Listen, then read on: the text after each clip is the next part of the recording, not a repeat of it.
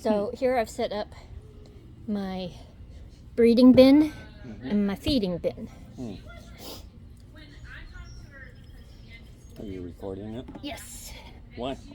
Because I had somebody ask me to show my mealworm setup, and I thought, well, I showed my mealworm, I might as well show my dubia.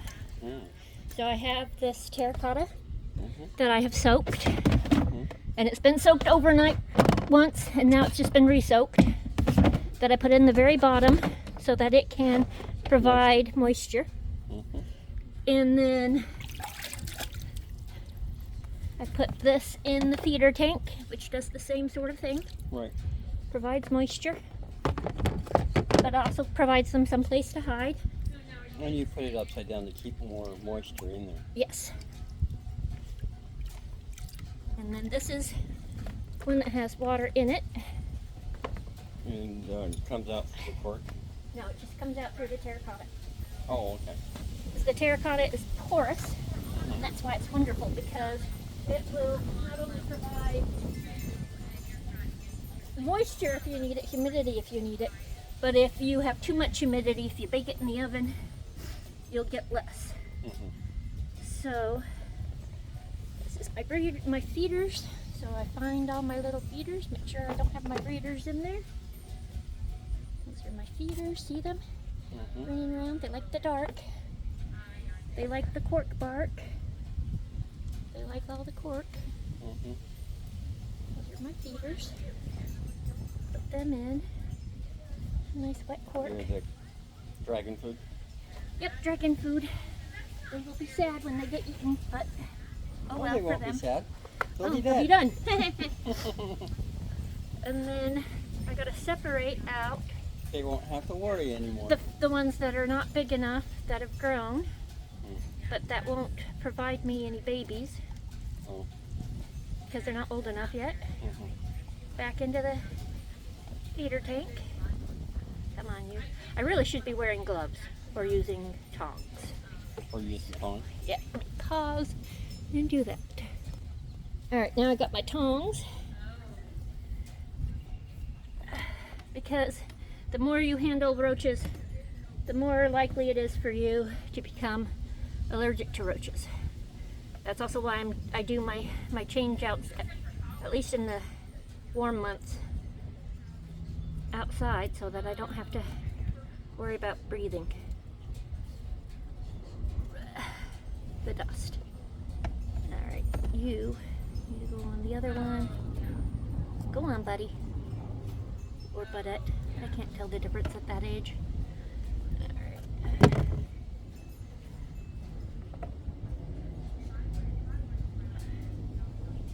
The rest of these guys are all feeder sized.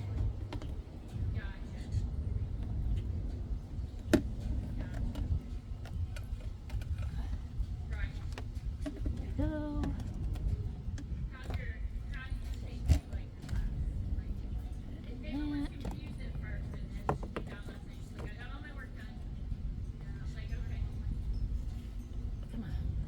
You on the breeder side. I don't want to go into the feeder tank, but I need you to go into the feeder tank.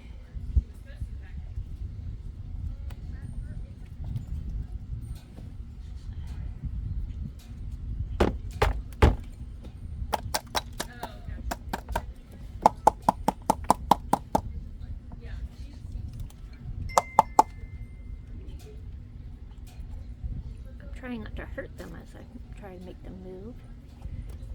I don't want them to have a sad life while they're growing. Oh, come on, you. Come on, come on, come on. There you go, buddy. Because even though they're only going to be feeder creatures, just because they're going to have a short feeder life doesn't mean they need to have a sad short life. Have a decent short life at least. Right. And then inside of this, let's make sure you can see, there's my female. No, that's my male. Right there's my male in the front. And back there is one of my females. Whoops, I switched.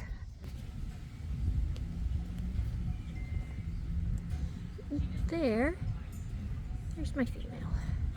Isn't she pretty? So they go in there to make babies.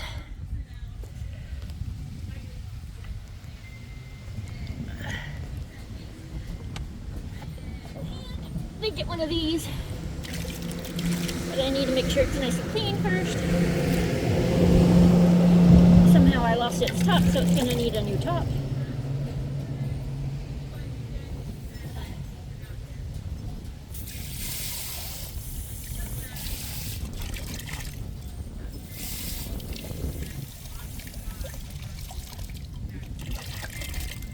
Now what about substrate or whatever, you may ask? Well, if you really feel like they need it, you can give them substrate, dirt and whatever, but it does make cleaning the thing harder. You could give them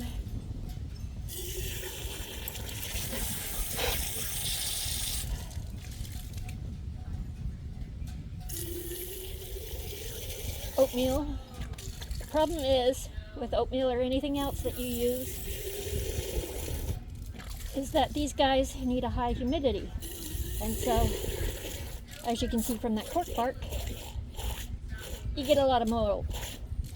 So if you don't have something that you can easily swap out for them, you're going to end up with a lot of mold and mildew growing in your substrate. Now what do I feed them, you may ask? So just like my mealworms, my dubias get fed greens. Now I do also give them a mix of some powdered dubia chow that I buy online, just to ensure that they're getting enough calcium and whatnot met.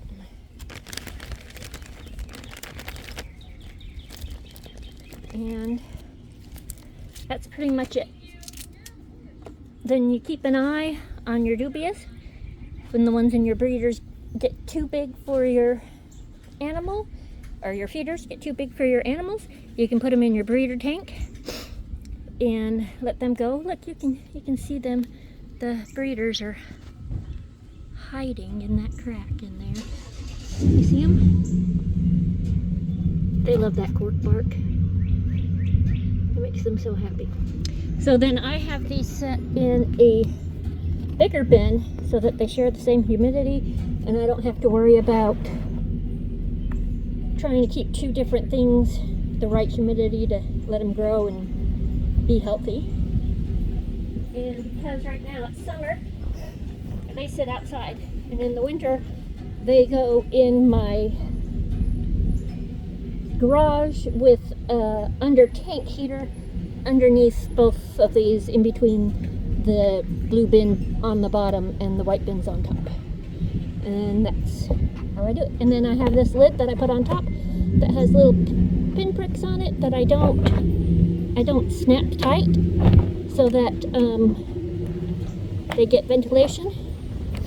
And it also has a couple of holes at the bottom to help with some ventilation and any water that might get too high can leak out of the bin, because I have had a lot of water from the rains.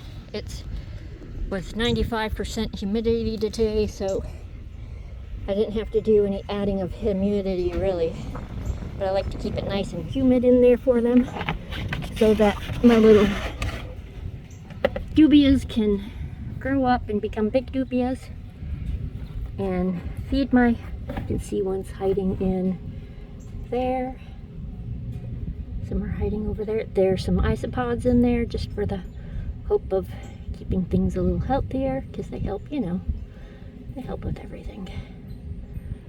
I used to have springtails in here, but I don't think I fed them enough or gave them enough stuff to hide in, I don't know. But that's how I do my dubias. And you got to clean it out fairly regularly. When you do clean, make sure you're somewhere very well ventilated. That's why I like to go outside and do it, because then I don't have to worry about the roach particles in my lungs.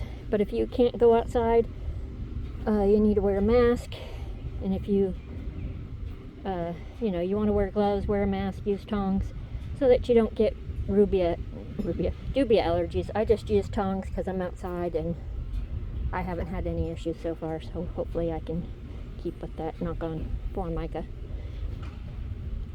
Hope that helps.